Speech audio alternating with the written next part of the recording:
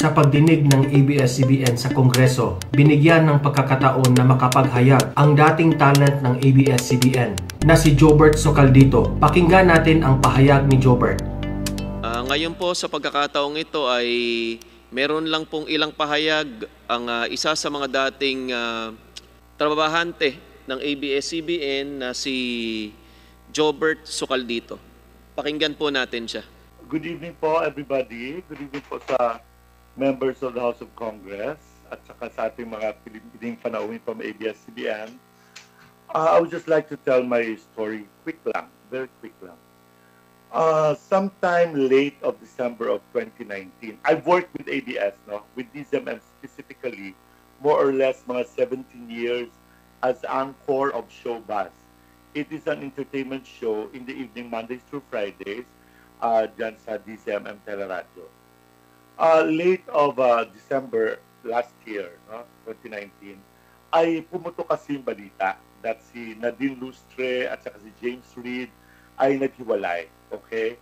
So since medyo matagal bago nagkaroon ng ganung ingay sa magka-love team, syempre we carried that story in my program. So we talked about it kasi syempre si James kasi left Viva na, si Nadine naiwan sa Viva. So para bang maraming issues, no? At saka alam namin nagsasama na yung dalawa, tapos finally daw ay hiniwalayan na siya ni James Reid. So kami naman, sige lang, we just carried that story until December 30 nang may lumabas na headline sa Bulgar newspaper kung saan sinabi ni Nadine na magpapakamatay siya pag iniwan siya ni James Reid. So kinagabihan of December 30, I discussed that in our program. In fact, pinangalanan ko si Nadine because, I like that girl. Ang sabi ko sa kanya, that's not the way to handle a heartbreak. Sabi ko, hindi mo kailangang magpakamatay. Unang-una, you're a beautiful girl, may pangalan ka, at saka it's against the law of God and the law of the land. So, gano'n. Pinangalanan ko lang kasi I like her. At saka, natural, kasama sa trabaho namin yan. So ngayon, days pass at marami nang lumabas, para bang lumalabas na gumagawa lang talaga ng ingay si Nadine. Yun ang interpretasyon ng ibang writers. So, natapos ang New Year, January 6, Monday, ay nag-radyo ako. Pero weekend before that, Saturday, Sunday, naglabas ng tweet si Miss Nadine Lustre against our colleague Ricky Lo. Si Ricky Lo kasi is a revered journalist, Siya pong editor ng Philippine Star. So, ginagalang namin yan.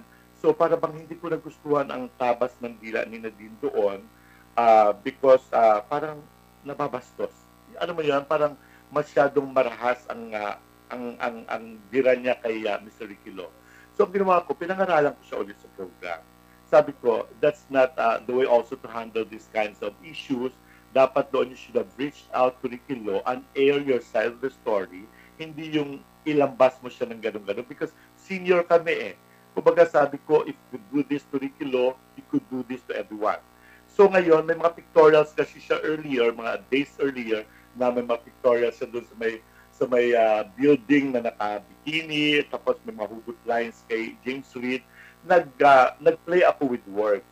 Ang sabi ko, kung gusto mo lang naman palang pag-usapan, di sana tumalong ka na lang sa building. That was stressing a point, but I'm not saying na magpakamatay ka. Okay. 2 days after, I received a call from my station manager, si Miss Mara Capuyan sa DZMM.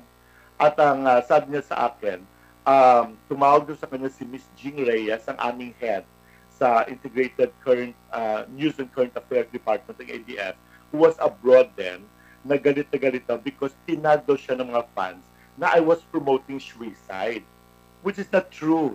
Okay, pagpalagay natin na medyo mali ang pagkasabi ko. I have to admit na sabi ko, okay, I also felt sorry for that. Sinabi nila, inutusan nila ako to apologize. Okay? To apologize to Nadine Lustre at i-carry nila sa 4 o'clock na news ng DZMM Teleradyo. That day, that was January 8. Ako naman, I willingly issued a public apology. At yun nga, in-air nga ng DZMM at other news programs. The day after, tinawagan na ulit ako ng aking station manager na burahin ko yung post ko sa Facebook na pinangangaralan ko si Miss Nadine na huwag siyang ganun kay Ricky Lo. Kumbaga, yung ganun tipo, it has nothing to do with DZMM. Pinatawag niya ako ng meeting ng January 10, Friday, the next day at 2 p.m. Kasi yung sabi lang sa akin, pinagawa ko ng public apology to appease daw the fans. Kasi alam mo naman sila takot sa mga fans eh. So, Friday came, pumunta ako sa office, nagkwentuhan kami ni Ms. Mara Kapuyan, and after that, she handed me a letter, this letter, for me to sign. Sabi ko, ano po yan? It's a indefinite suspension letter with no pay. Sabi ko, talaga? So parang pinapunta mo ako dito para to sign this? Tapos ang ginawa, tinignan ko, may nakita ko dito kasi isang line na parang hindi ko maintindihan kasi parang bang threatening na sa aking work because I've worked for you for 17 years tapos may ganitong eksena. Sabi ko, ano ito? That suspension daw of my contract with ABS. So sabi ko, so ang ginawa ko, no, I'm not signing this. I will consult my lawyers. That's why naghintay ako ng mga 2 months at kasama ko ang aking legal counsel, si Atty. Ferdinand Topacio, na pumunta sa DOLE to file a formal complaint sa DOLE because it's work-related. Kasi syempre, I don't understand.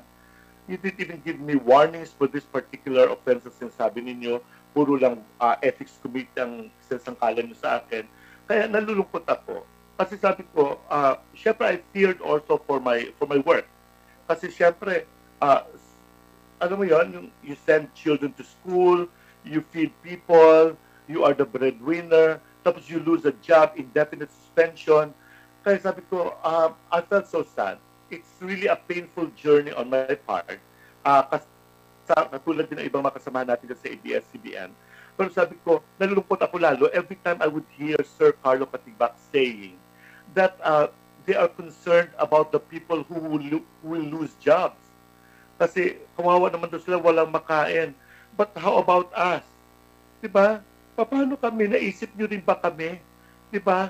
Napaka-harsh ng inyong desisyon. Napaka-cruel ninyo. Sabi ko nga, nalulungkot ako because this is a sign of parang kapamilya tayo, but you are so heartless. Hindi nyo mula ako binigyan ng pagkakataon na etong letter, you wanted to explain. Hindi pwede kasi andito na nakasaad that you're suspending my contract. You all have the right. Kaya yun ang sabi ko. Sabi ko nga, I may not go back to you anymore, but I will fight for this also kasi hindi rin siguro biro that I've worked for you for more than 17 years. Tapos gaganituhin nyo lang din ako at ganun na, isa iglap. Diba? Kapag hindi nyo kaalyado, diba? Parang kapag hindi kaalyado, you're out. Ganun kayo sa loob eh. Kaya nalulungkot ako. But sabi ko nga, I am for the no to shut down. But yung mga tao sana sa loob who play, who really throw the weights around, I hope you also learn your lessons. Yun lang po. I just wanted to make it quick kasi alam ko wala na kayong oras. Salamat sa pagbibigay sa akin ng pagkakataon para masabi kong aking kwento. Pero di ba, 17 years is not a joke also for me. Tapos all of a sudden, I lose a job. Indefinite suspension, pero wala namang balita eh. That's tantamount to termination of my contract. Malinaw naman yun eh. Mga palusot lang yan eh. Nakakalungkot. I hope you walk your talk. Yung making use of the 11,000 plus employees as human shields. Pero ang totoo niyan, hindi naman totoo talagang puso kayo eh. It's just dramatizing everything. Kaya, nalulungkot ako. Maraming salamat po sa inyong lahat at napakinggan nyo rin ang site ko.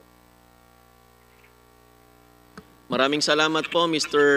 Jobert. At ngayon po, ibinabalik ko na kay Vice Chairman Mike Defensor para sa kanyang natitirang pagtatanong. Chairman, maraming po salamat. Mabilis na lang po na pagtatanong. Mr. Bayong, Mr. Mendoza, yung binabanggit ni Attorney of ABS-CBN, ba't hindi kayo pumirma ng Program of Employment? Sige po. Your Honor, sa akin personally, wala akong nakarating na alok sa akin. Tapos, isa kung bakit po ako nag-file ng case noong 2002. Dahil alam naman natin na ayon sa batas natin, after 6 months, dapat regular employee ka. Sa totoo lang ho, yung ginawa ko na yung pag-file ng kaso, isinugal ko yung buhay ng pamilya ko. Kasi po, alam ko mawawalan ako ng trabaho. And the same time, dahil nangarap ako magkaroon ng sariling bahay para sa pamilya ko, isa lang ang makakapagbigay sa iyo ng bahay at lupa para sa pamilya mo bilang maging regular na empleyado ng kumpanya. Kahit saang developer, hihingan ka ng Certificate of Employment na ang sinasabi ay regular na empleyado ka. Subukan mo magpasa ng mga program employee na papel or kung ano man dokumento na hindi nagsasaad na ikaw ay regular na empleyado. Kahit na kaya mo magbayad, automatic, madidinay ka. So isa rin ho yan, no? Para sa kapakanan ng mga manggagawa.